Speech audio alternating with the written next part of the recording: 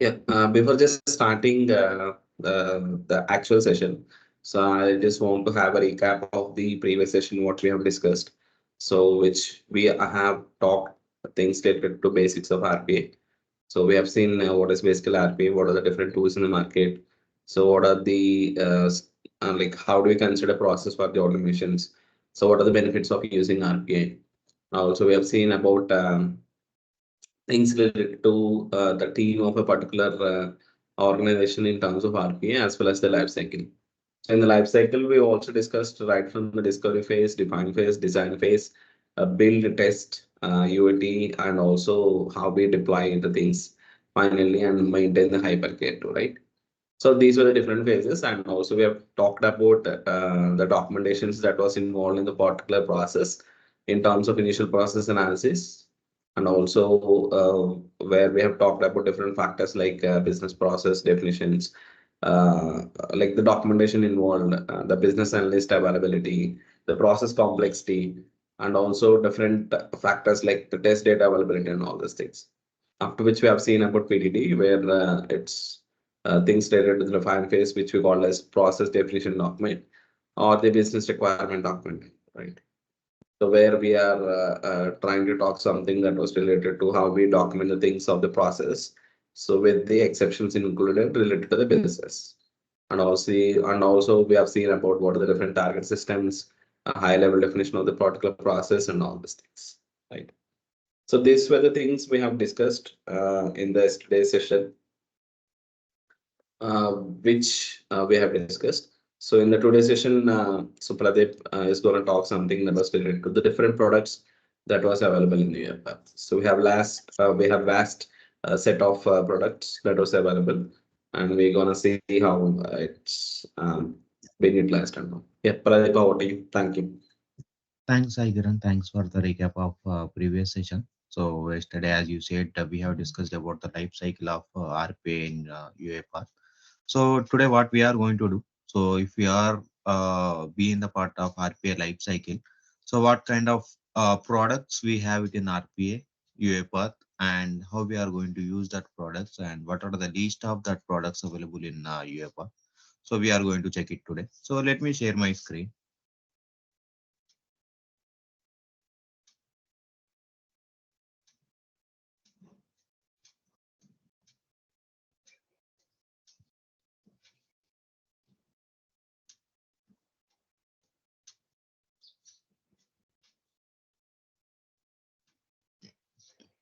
Yes. Can you please confirm it? Is my screen is visible? Not yet, Pradeep.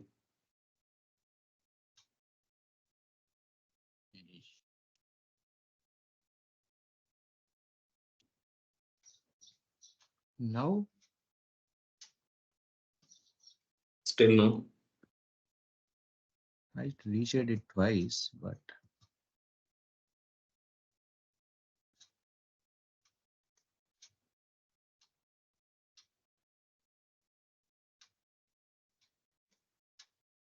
Yes, Kiran, you have raised your hand. Anything you require? let me rejoin it, Saikiran once. I think it's not Sure, sure, able to. definitely. Yes, yes. Sure. Meanwhile, if you have any queries related to the things, you can just ping us, where we will try to help you out in answering your queries. And also, like as you seen yesterday, we have been sharing the recordings as well as the materials that was utilized across the sessions and all. Right. So please do access those recordings as well as the materials. Can you please give me the access for share? Yeah.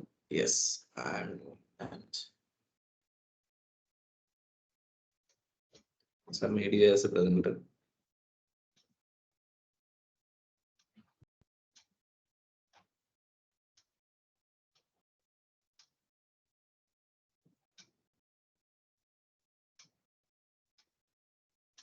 Yes, I Yes. think now Now, you can. yeah. Now we are able Thanks. to see.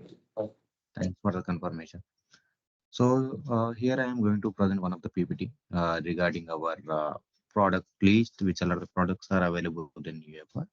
So before coming into the products list of UiPath, So we have to know what are the phases are there when you are going to compare the products. So here we have three phases. So one is discover, one is automate, and operate. So each phase is having different type of product lists are in UiPath. So first we should know what these all are the phases and why we need to use our UiPath products in this particular phase and what kind of features we can do it when you are going to use these phases. So let me explain each phase first. So the first one is discover. So discover means, as we know, so we as the part of RPA developers, we used to work on the development, right? The most probably 90% of people here working on the development only, right? So if you are working on the development, so you should know what's happening before the development and what's happening after your development, right? So how you are getting the project, so how you are identifying your project is capable of doing it using UiPath, how you are capturing the screens to see how you are designing the PDD, how they are creating that particular project will be suitable for RPA or not. So these all are the things will come under the discover phase. So like if you are taking any one of the project, so is that project will give profits to us or not? So many things will happen before starting the development. So these things will come under the discover phase. So when you going to the discover phase, we have process mining and task mining and communication mining and idea capture and management related stuff. So these are the features we have it. So in the discover phase, to cover these features, so we have UiPath products are available. So few products are available in the discover phase. So a couple of products are like here you can able to see featured UiPath products, process mining, task mining, communication mining, and automation hub. So when you go into the discover phase before starting the development, so we have four products. So these are the four products we have to know bit more about before starting the development. So this is about the discover phase, and the next one is automate. So we know how the things will be happening in the automate. Automate is kind of area where you are going to do the development. So you got the documents, you got to know which projects is suitable for our UiPath, and you got to know which project will give more ROI to our process, and you got to know about the PDD, and you got all the documents, required documents to do it, and estimations are done, everything is done. So in the automate phase, what you are going to do? So we know, right, in the automation automate phase, we have different kind of things we have to do it. We have to do UI automation, we have to do the API automation, or we can do low code automation also, and we can use generative AI related stuff in the development. We can use specialized AI related stuff. We can use document understanding, document processing related stuff, and we can do some kind of running the workflows and terminating their jobs. These many things we can do it in the automate, right? So these features are having in different kinds of products in UiPath. So the automate phase can cover few products. So here is the few products when you compare. So Studio Family, robots, assistant, integration service, apps, data service, action center, document understanding, and AI center. So these all are the products are used to help us to do the development in UiPath. So these things will come when the discover phase is done, and when you are doing the automation, when you are building something, when you are creating code content. So you can use these products and you can make your code as a more robust. So these are our products we have it in the automate. The last one is operate. So as we know, so once you are done with the development, that particular code should be move it into the production, and we have to do the maintenance for it, right? So the maintenance will be in the different area, different types. Someone can do the maintenance using graphical representation. some person will see kind of testing. So once development is done, they'll do some kind of testing for our process or some kind of management related stuff. And related to the row, related to the infra related stuff. So these are the things will come into the operate phase. So operate is a kind of area. Once your development is done, what you are going to do for your coding. So we can see some features here. Real-time trend analysis. So whichever the code is done, when you are going to run, we have to see the real-time analysis for it, and we can do the testing. And like unified management and governance means it will come under the part of licensing and the cloud first flexibility, like how you are going to run your like how you are going to install your cloud. So these are the things will come into the operate. So this operate phase is having the different product list again. So the products are insights, test manager, orchestrator, automation ops, automation cloud, and automation suite. So these many products we have it. Let me list out total how many products we have. So when you go to the discover page, so we have four, and in the automate phase 5, 6, 7, 8, 13, and so almost we are going to cover 19 products list today. So so as of now, any doubts regarding the phases and what's the features of it, and what kind of products we have it inside the each phase? Any doubts? We are good answer. Thank you. Thank you. So you can say that's the reason UiPath tool is different when you are comparing to the other tools, because none other than tool having these many products when you are interacting with that particular tool. So here is the UiPath is having multiple tools to interacting with the each phase, and we have each product will give different kind of features to the end customer. So let me start with the discover phase. So when you are going to start the discover phase, as I said you, discover phase, what we are going to do. So before starting development, so we have to gather the requirement for our project, right? So here is the process mining will help. So process mining will work on the applications. Like if you are working on the SAP or Salesforce or Oracle, so what our process mining will do, so process mining will record the screen for a certain time in your machine. So basically they'll install the process mining in your machine, and they'll uh, identify which are the actions you are doing it for, doing it in that particular application for a few months. So what they'll get it, so which are the operations you are doing repetitively, so it can able to identify. So based on that we can do the automation for it. So like if you are logging to the machine every day, so you are doing, first thing is you are doing some login, then you are doing some thing, and then you are continuing with your work. So if you are going to record your screen for next 1 week, so what it will happen, I can able to identify, okay, this person is doing the login for every day. Means our process mining can identify, okay, this is the reusable thing he is doing, so we can do the automation for this particular login. So this is how it will work. So process mining is a part, so where we can get reusable things in the applications. So here you can see the regarding, so how it got identified, and it showed in the picture, it showed in the graphical representation here.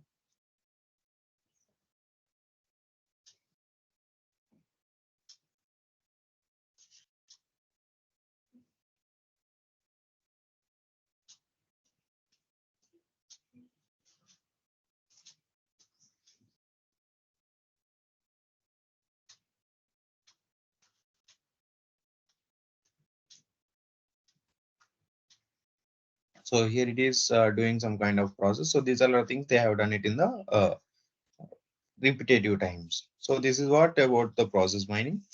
And the next one is task mining. So task mining. So how this task mining will work? So we know. So if you are going to start the development, you need some documents, right? So if someone said to create the automation for this particular process, so then what's your first thing to check about it? So the first thing is you should know what's the steps to do the automation, right? So that particular steps can be captured in the part of task mining. So here is some kind of pictorial representation we can see. So create expense report. They have two actions and they are doing it in the 8 seconds when they are doing it manually. And add expense, and create expense items. So here they are doing the action items. So they are taking 45 seconds. Then we have different kinds of options. If they are going to provide expense details, here provide expense details, here provide expense details. So based on the if they are having 14 actions, then 24 seconds, 9 actions, then 15 seconds. So this is how we have prepared this. So this is the preparation of doing the automation. So before when you are going to do the development, we should know what kind of functions they are doing it manually, and we should get particular screenshots of that particular automation process, right? So here is we got it everything. So this is how the task mining will work. So when you from the task mining, we can export the PDD documents or XAML files or automation hub related details. So I'll explain about the automation hub in the same slide. Here you can see the automation hub. So I'll explain about automation hub also. So this is how task mining will work. The task mining is capturing the screens of the applications which we are going to do the automation. The next one is communication. Communication is a kind of AI-based platform, I can say. Means ML capabilities having for this particular product. So this is a kind of products. It is used for monitoring the real-time alerts, I can say. Real-time alerts means whichever the communication we are going to do with the machine. So that communication should be understandable to the robot, and it should give some kind of feedback, or it should give some kind of replay to that particular real-time communication. This is how communication mining will work. So communication mining, I can say it's a kind of it's a kind of robot texting to that particular application. So whenever you want to send some kind of message to the Swiggy operators or Zomato operators, no one will sit there and no one will send a message, right? That message will come by default through the chart, right? So that particular messages are auto-generated messages. That things can be automated using communication mining. So whichever the message you are going to send. So if you are going to send any ticket, or if you are going to send any general message, what communication mining will do, so it can able to understand that particular data, and it can able to respond for that particular data. So this is how communication mining will work. So it can able to read the free text, and it can do the uh, replay back to that particular thing. So this is how the real-time monitoring and the alerts will be happen in the communication mining. So the feature of communication mining is communication mining will interact with the generative AI and some kind of specialized AI in the part of it, and it has some ML capabilities to read the data of free text.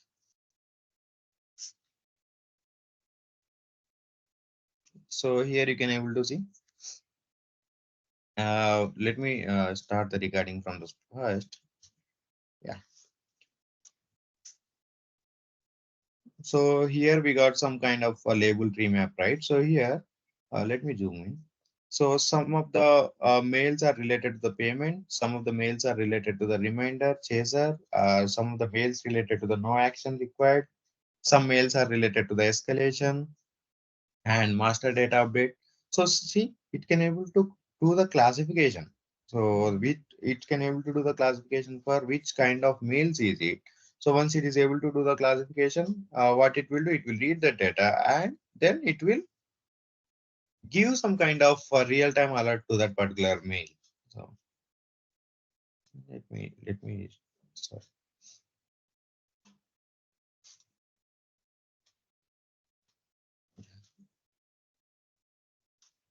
let me start it.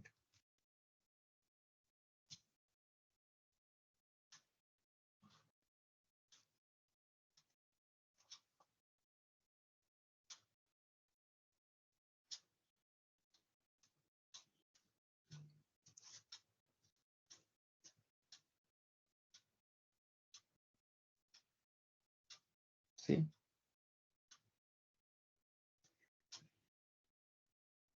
these are the labels we have it in it. So tone trend, like how they are getting the mails, the trend also they can get it. Quality of service trend.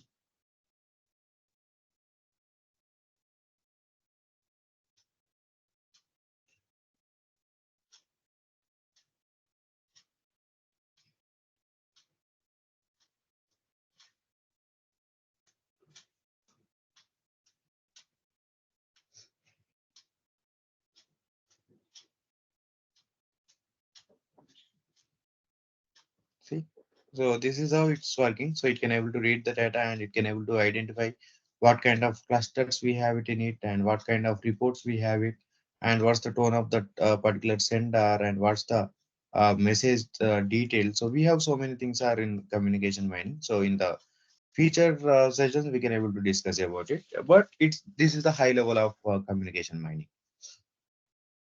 And the next one is automation hub. So automation hub is a part of creating the project. So when you are going to start any one of the RPA project, you should have some kind of team, right? You should identify the project.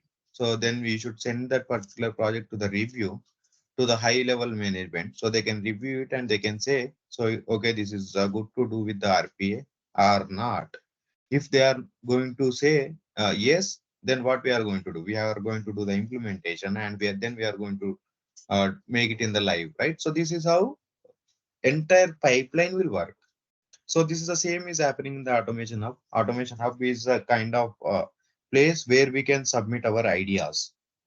So here you can able to read automation opportunity pipeline management in one place, high level and detailed opportunity assessment, automation profile page for every automation idea, and ROI calculator and documentation repository. So when you are going to start, if you get an idea related to the RPA, so what we have to do, we have to submit that idea in Automation Hub, and we have to showcase if we are going to implement this particular idea, we'll get this kind of ROI for us. And if you are to do the, if you want to start the development, here is the document to help us to do the development. So these many things in the mind. So we have to keep everything and we have to start the automation hub. So when you are start the automation hub, our higher management, the COE team can review our ideas, and if they are going to approve means we can make it to the live. So this is how it will work. So let me zoom in the slide. So see, so they have submitted almost 2 to 5 3 ideas, but in the review they had done the review for 1800 and the decision, like they are in the pending of taking the decision for 62, and already they have implemented 260, and in that live are 85, means it's good count, right? So they are implementing something and they are doing something.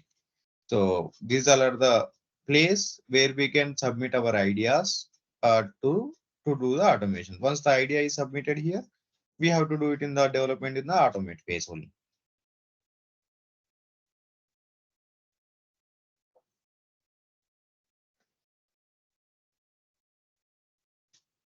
Yeah.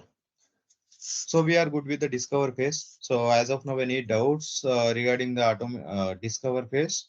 If there is no doubts, then we'll directly jump into the automate phase. So let me check the chart. Yeah, the thing is that we can't just cover all the things in a single session. Yeah. So our agenda is to just make sure that we want to introduce these products, that hey, we have lots of products inside you, but then you can also enhance or have a skill set on the products too. Right. Yes.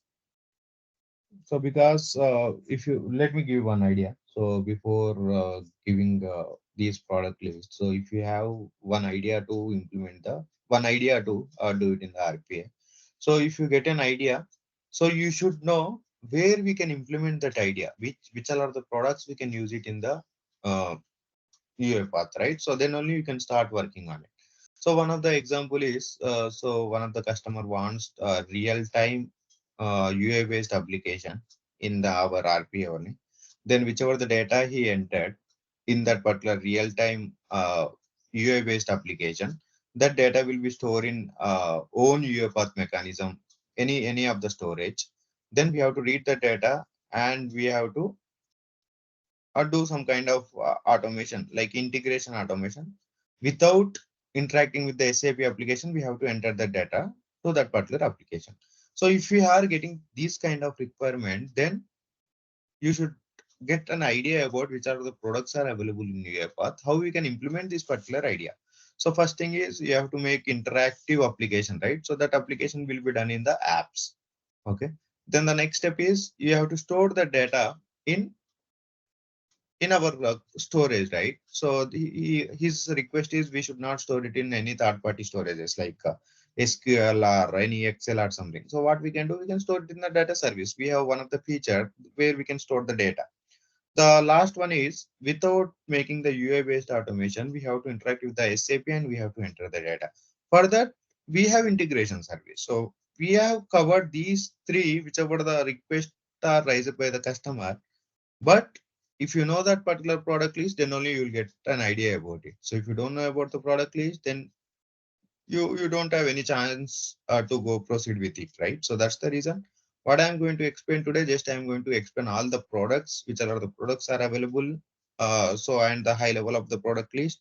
So based on that, you will get an idea. So how to implement the code or how to use these products in the future. Okay. So we are good with the discover phase. Now I came into the picture of automate. So we are much interactive with this particular phase as the part of development. So here is the studio. So we have three different types of studios are available: Studio Web, Studio X, and Studio. Studio Web is a kind of platform. There is no dependency for it. So let me go. Yeah. Yeah. Studio Web is a kind of there is no dependency for Studio Web, so we can do it in the cloud itself. Studio X is for the business users, so who all are having clear picture about the robotic process automation, and there is no much complex automations they can build it in the Studio X, and the Studio is for core developers who can have having .NET knowledge or who can go with the advanced level of automations like UI based automation or some kind of troubleshootings if they wants to do it, if they wants to do some kind of debugging or some kind of test automations. These many core automations we can do it in the Studio. So here, if you are going to use the Studio, so here is some kind of features we can say. So usability, so we can use it the project in anywhere, and productivity, code quality, and extensibility, debugging, reusability, and collaboration. So these many things being the part of Studio when you are going to use it. So this Studio is for core developers who all are working as a development, then they can use the Studio. So here we can see Studio Web. So when you are having any dependency, if you don't want to install the Studio in your machine, so you no need of installing it. You can do the automation from your Path Studio Web also. So it can be available in the cloud. So for this, we have features like there is no dependency, IT dependency, because we are not checking any prerequisites for it, and no installation is required. We can directly log in from cloud. And for this, it's a kind of no code platform, and and cross platform automations. We'll explain about what is cross platform automations here in the next sessions when you are going to create the projects. The projects are like Windows Legacy, Windows, and cross-platform. We'll explain about it. And in the Studio Web, we can do some kind of API triggered scenarios and web-based UI automations also. So, but when you are working as a core developer, then we have to go with the Studio, because here we have debugging mechanisms also. Because as a developer, if you are doing some kind of coding, we have to check the coding in the way of debugging or some kind of troubleshooting. We have to make it. So these features are available in Studio. So if you are a core developer, then you have to go with the Studio. So if you want to learn something, if you have some kind of dependency to do it, then you can go with the Studio way. The next one is integration services. So integration services means nowadays we are doing the automation for multiple applications. We have done the automation for a lot of applications like ServiceNow applications, Salesforce applications, Azure applications, or some kind of Google applications, or some kind of Microsoft applications. We have done the automations. But majority of the customers wants to do their automation without interacting the applications. Without interacting the application means without touching that application, we have to do that particular automation using API call, right? So one of the example for it, if you are going to open the chart GPT, so you can have one search box. So what you will do, you will enter the data saying what's the weather for today. So what it will give, it will give some kind of data to you, right? So today will be the sunny day, or today will be the this kind of weather we have it. So these details will get it from the chart GPT.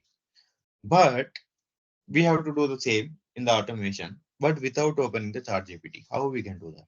So we can do that. It is possible. So we have API call for the chart GPT. So what we have to do? Just we have to connect the API call and we have to send a request saying what's the weather for today. We'll get a response, whichever the response we'll get it in the UI based automation. We'll get the same response in the response of API. So this is how the connectors will work. The as of now we have more than 6,000 connectors. So if you want to build any different connector, we have the opportunity to build also.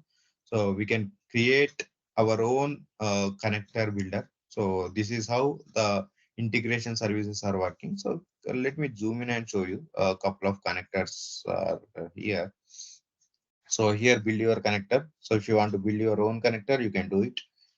Here Add 365 connector, Adobe connector, Cisco connector, different connectors. We have Sugar Professional, Salesforce Marketing. So this is the connector they have opened it up for Chart GPT here. So these many connectors are available in UiPath to do the automation without making any UI based automation. So the next one is apps. So as I said, the previous example. So if you want to create any front end for your automation. So if you want to in your automation, the first step is you want to read the data from the customer.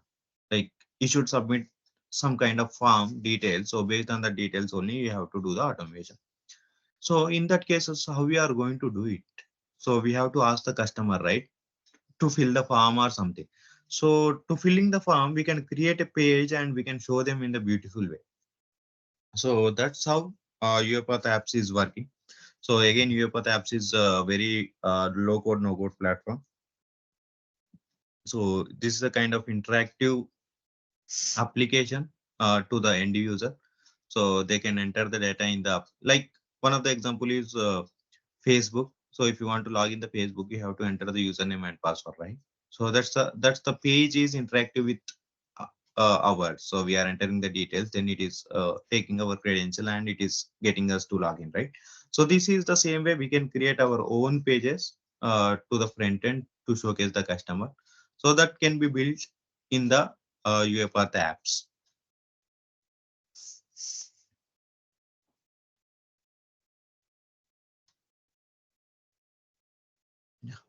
So the next one is robots. So robots or when you have done the automation, so we have to run the robots, right? We have to run that particular job, right? So here we are going to run that job in the three ways, using in the three different type of robot. One robot is automation cloud robots, and one is attended, and one is unattended. So these differentiates will explain it clearly in the future sessions. Here is some attended bot which required some human interaction, and unattended bot it won't require any human interaction. See how our bot is working. Let me run it from the scratch. Means whichever the automation you have done it, we are running it here.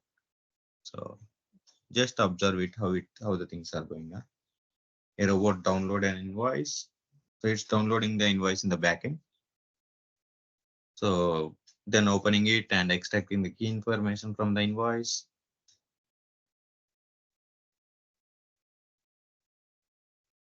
So entering that particular details into the SAP, then send the mail to the notification like I extracted, then I enter the data into the SAP. This is what we have done it. See,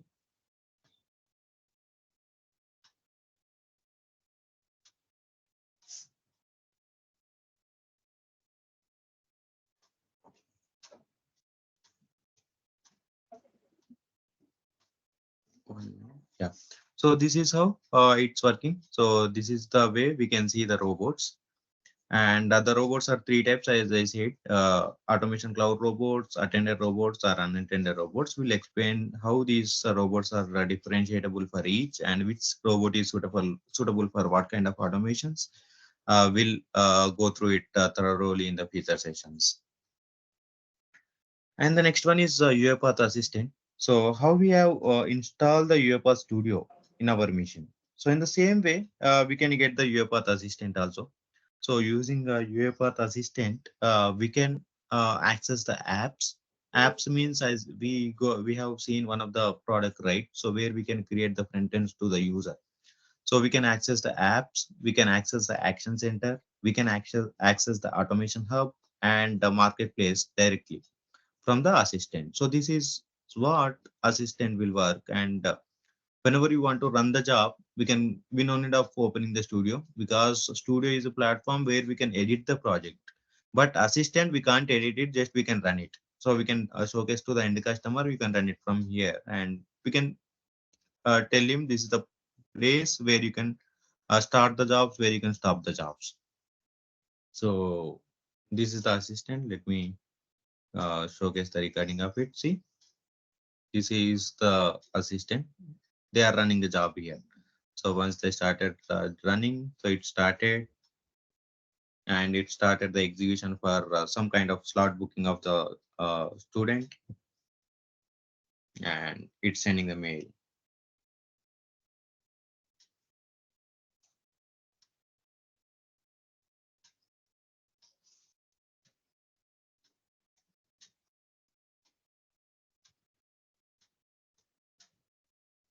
See how easy is it? So whenever you want to run it, so we can run it. Whenever you want to stop it, you can stop it because we are doing all the controlling from the assistant.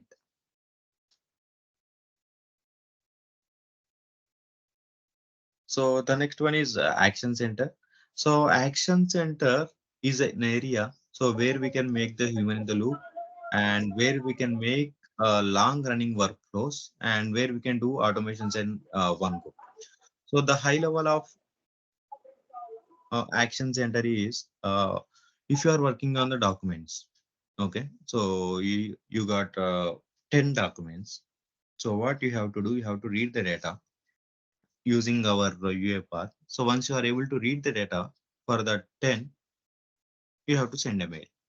So in the part, you can able to read the data of first 5 and the sixth PDF, you could not able to read the data using UiPath. The confidence level is very low. So you could not able to read all the data. Then what will happen? So we are not, because of one file, we are not going to stop it for remaining items, right? Remaining PDF. So in that case, our action center will work. What it will do, whichever the PDF we are not able to read it, we send that PDF to the action center.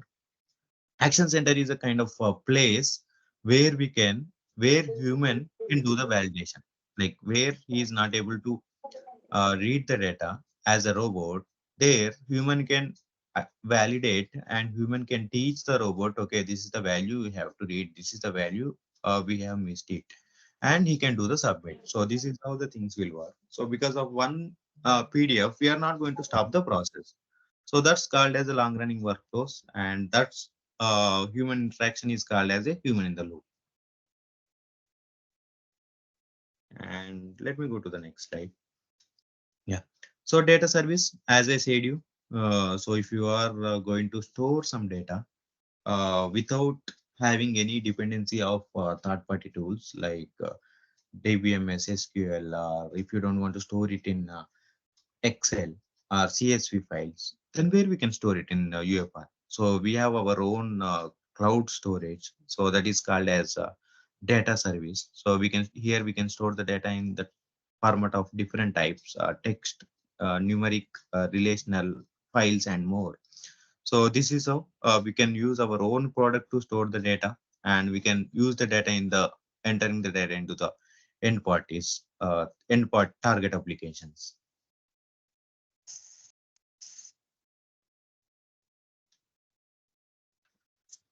And here we come into the picture of last two products in Automate. So one is document understanding and one is AI Center. So these products are having huge growth when you are working on the UiPath here. So whenever you are working on the documents, whenever you are working on the PDF, image format, JPG format files, if you want to extract the data, these two products are playing a major impact on our process. So here I can show one of the example. So this is the driving license we can see. So when you see the driving license here, it can able to identify some kind of data. So driving license type and first name, last name. So it can able to read some kind of data, right? So these document understanding is capable of machine learning. So it can read the data from invoices, it can read the data from purchase order, if it can read the data from receipt, it can read the data from ID cards, passport, these kind of general documents it can read it. If you are having any unstructured data, or if you are having any new format of files, then we can use the document understanding, but we have to create the models. We have to create our own models to get the data from it. So this is how document understanding will work. In the name itself, we can able to understand it, right? Understanding means whichever the documents we are getting it, we are reading that documents, we are understanding that documents, and we are extracting the data from it. So this is how the things will work. And AI Center. So AI Center is a same kind of platform where we can read the data from the documents, and here we have some kind of features are like calling the models. So we have pre-built models are available. So we have more than 100 models are available in UiPath. Using that models, we can do some kind of predictions, I can say. So one of the example is if you want to do language translator. So you are getting some data in the form of Japanese. So if you are getting the mails in Japanese, then how you can do the replay for that particular Japanese mail. So here we have the model that is language conversion. So using that language conversion, we have to select the for this language. So the source language is Japanese and the destination language is English. So what it will do, it will convert the data in the English and it will understand the data. Then it will give the some kind of feedback to that particular mail. So this is how the AI center will work. So if you want to use the AI center, we have the pre-built models. So rather than these pre-built models, if you want to go through any model, if you want to create it by your own, we can do that. We have that platform also to create the own models. So we'll showcase how to interact with the AI center. So this is how AI Center will work. So any doubts as of now? So we have covered much products in Automate. So these Automate products are very much, we should have very much hands-on when you are doing the development. So any doubts related to the Automate phase?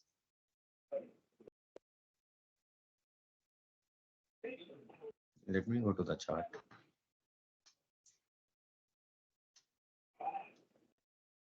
In the chart, we have no queries. Yeah, that's great, Sai.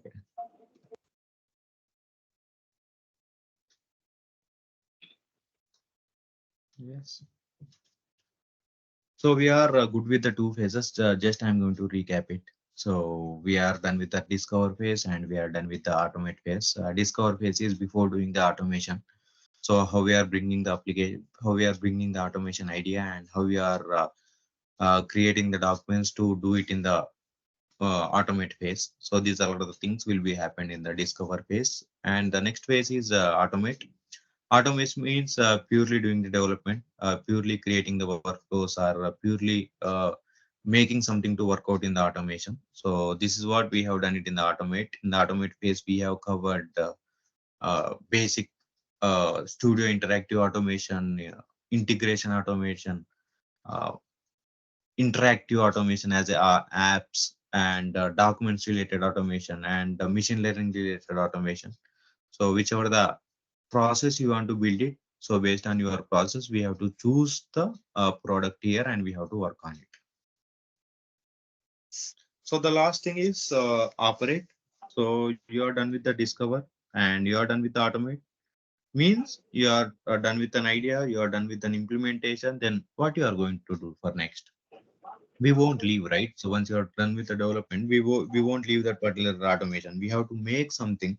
We have to see what kind of how the our bot is working, what kind of insights we have it, how many times it's getting failed, how many times it's getting passed, what's the ROI we are generating it. These many things we can see, right? So here, let me show you.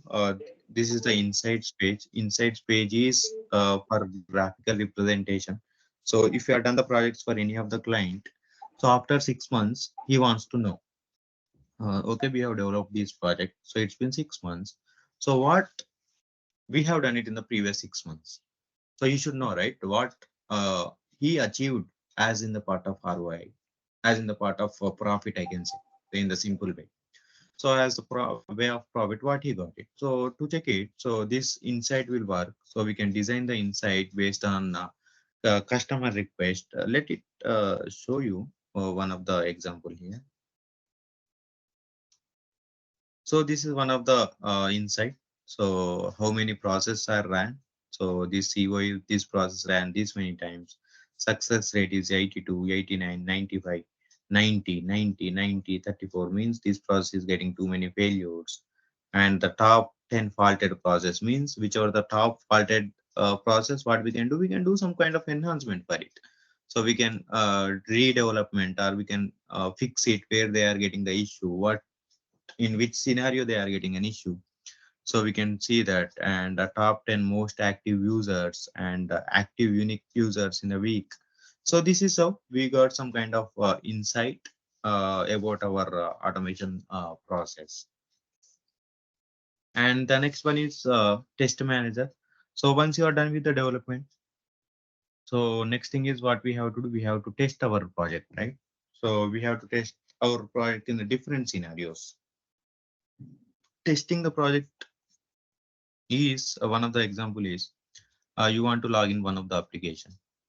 So uh, what's the major happy path you are going to do it? You are going to enter the username, you are going to enter the password, you are going to click on the login. Right? The testing, how the testing will work, if you are entering the correct username, wrong password, what's going to happen? If you are going to enter the both are the wrong credentials, then what you are going to happen? So these many variations we have to check it. So these many variations, and we have to check some kind of load balancing and cross platform testing. So if it is working in the Chrome, why it is not working in the Edge? It should work in the Mozilla also, right? So these many things we have to check it. So this is how a test manager will work to test our project which we have implemented in the automate phase. Here you can see, let me play the video. So here they are playing some test cases and running the test cases.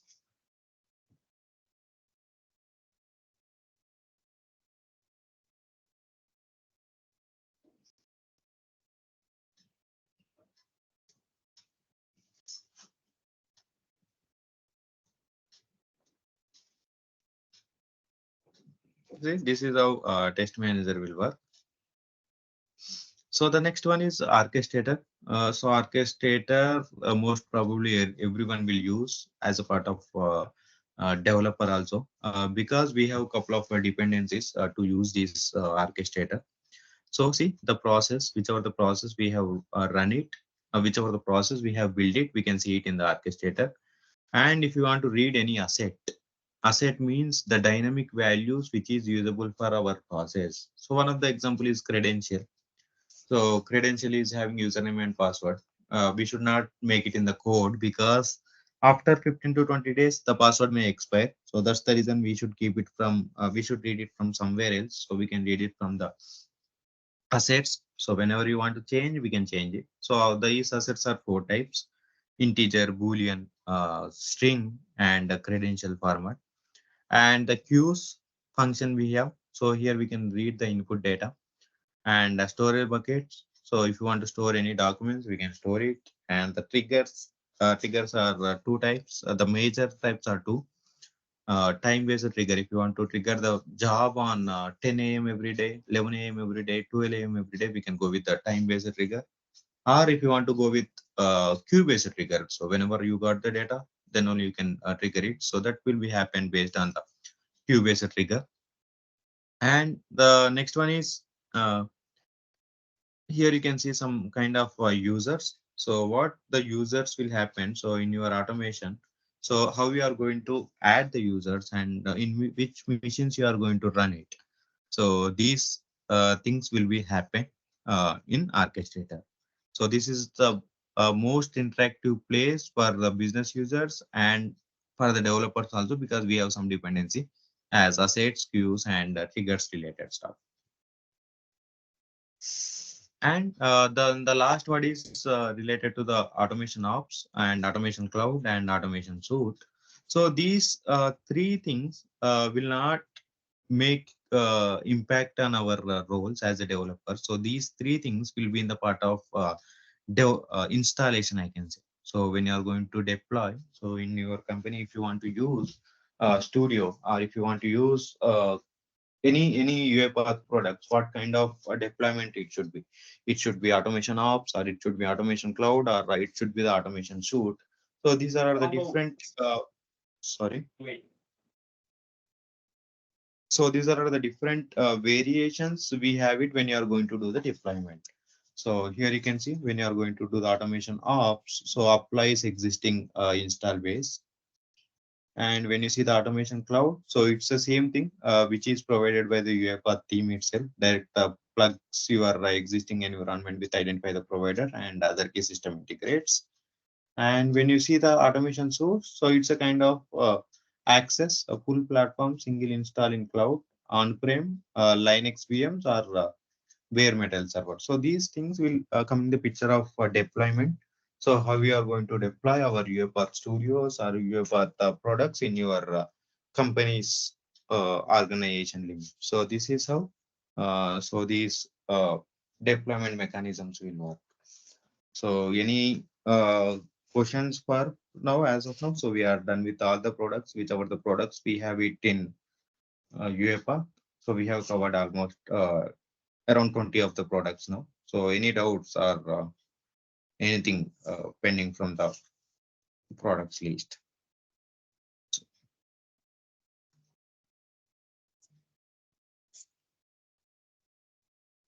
So if you are having any doubts regarding the products, we can discuss now for a few minutes.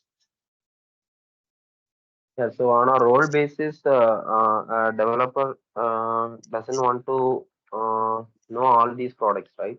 He will be concentrating only few products, right?